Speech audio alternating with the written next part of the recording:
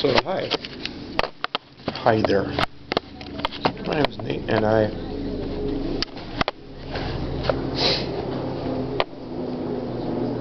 for a couple months last year, 2013, I got these Shaman stone,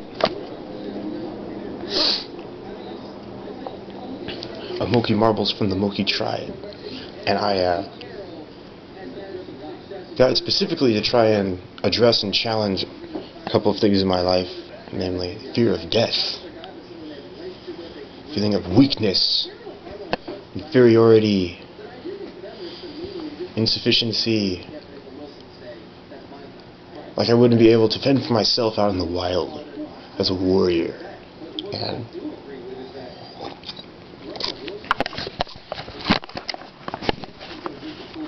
pretty soon after I got it, it felt like there was just this giant dick, this fucking asshole, like giant penis, fucking it through every person around me in my life.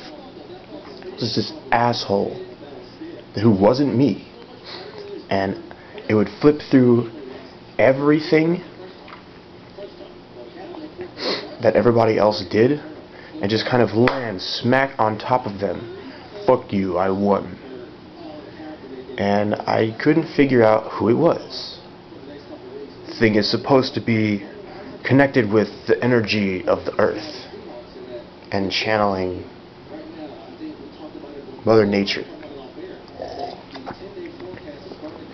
First day I wore it, felt like a giant swinging pendulum swung directly through the core of the Mother Earth, empty, as though it had no water inside of it. And I was like, I don't really know how this shit works, but it feels like there should be water in this thing, and there is none. It felt like it was heavier than my weight, and that it couldn't be carried by anybody that I knew, anybody in my life. What is the problem? And I felt like I was carrying it through the musicians who wrote my favorite songs, and they all got judged correctly in order of their skill and prowess on their respective instruments. But there was maybe this just one guy who lived next door or something, who was just a giant asshole who kept trying to get it off and out of me, and it kept landing squarely on top of everybody else. And I was just like, I don't want to. I got to the point where I don't want to carry this thing anymore. I don't want to wear this thing anymore. It's too heavy. It's like a 10-foot dick just got smashed on top of somebody's fucking head, and they just can't win. And I was like, fuck. And I basically took it off and I put it next to my sink. And I wet it with some water. I was like, yeah, maybe I'll put some water on it. And soon enough, the thing had disappeared. It was gone. And I was like, where did it go? Why do I want it back so much? Because right after it disappeared, I was like, I probably shouldn't have lost that. And then I got sent to the hospital under psychiatric evaluation and hold for 72 hours. And they pumped me full of drugs, tranquilizers and whatnot, some heavy runs, and tried to talk me into crazy so they could convince me I needed to be under some sort of conservatorship or whatever. Almost did it. But I just talked sense into them with regard to certain things that I had been looking into and researching over the year. Asked them for my bioelectric shield and a couple other devices. Crystals. They're like, you can't have any of those. You can't have any crystals. You can't have any shields. You might swallow them. I was like, why would I swallow them? Why would I swallow a stone? Evidently, that is what shamans do. I am not a shaman. I told myself, I told them. But then I realized I must become a shaman. Thank you to a friend who I've spoken to of this. It's very simple. It's a very basic principle you must follow in order to be a shaman. So, when I started to realize that I might be missing other important stones in my collection, I realized that maybe I should replace this one, that one. Wait a minute, when did that one go? When was that one gone? And I replaced them. Important ones that govern important key cores and principles in my collection of earth energy channel devices. And soon enough, I realized I needed to replace this shaman stone. First one is probably on somebody's death. Right smack on their face. Bam! A solid kill, perhaps. As I was in the hospital one night, I felt like I was being attacked by a giant evil voodoo spell, a voodoo priest. I couldn't get away from it. It was like the walls were crashing in on me and trying to sell my soul, kill me, smash me from the inside out. And I couldn't stop wanting to move. It's terrifying. Right after I got the stone and I was heading back home, the same feeling crept up on me. I was just fearful. I talked to my parents and said, I want to go home right now. I'm scared. I'm terrified. I don't want to go into the house. I don't want to be here. It's not safe. It doesn't feel safe to me. And they were like, what is the problem? And after I came into the house, fortunately, watched a TV show. I'll give you a fucking shoulder massage, calm your ass down. I started to just see this calm, light, and buoyant feeling emerging from me.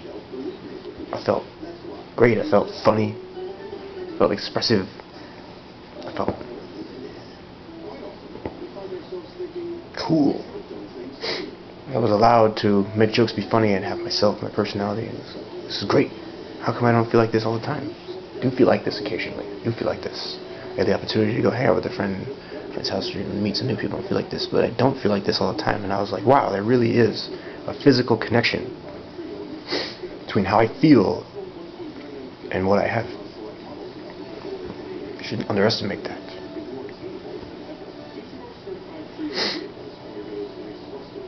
I do feel worthy now of having this, whereas before it's like I have to somehow beat it out of them, this dick, asshole character person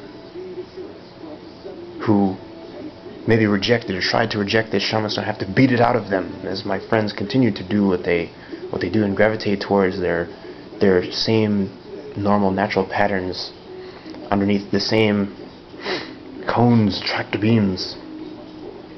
I realized that I don't want to be a part of all of this pattern, and the rest of them continue to do what they do that makes them cooler in their own way, and they grow in their own unique way.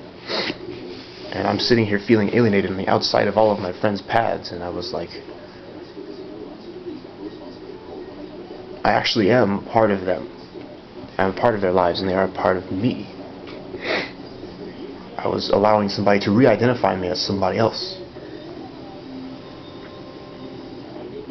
instead of taking that forever. I woke up and smashed it off of me, turned it into something new. It's like waking up from drowsiness over again, but at least this time I do have enough consciousness to stay aware that I am trying to get something etched in a stone, permanentified. It was a terrible experience for me to realize the importance. I do feel connected with the Moqui tribe now. I don't know how. They probably found me in their own wind currents, wherever it is that they live, playing with their toys and talismans. I don't have as much of a fear of death anymore. I have come to learn my own strength somehow. But whose spirit was it that heard my attempt to speak, I am not a dick, I am not an asshole, and refused me so strongly? It's a wonderful question. It truly is. I do not know what new responsibility I have enlightened for myself. I urge you, all of you, men, warriors of the universe, to challenge your fear of death. What might you find?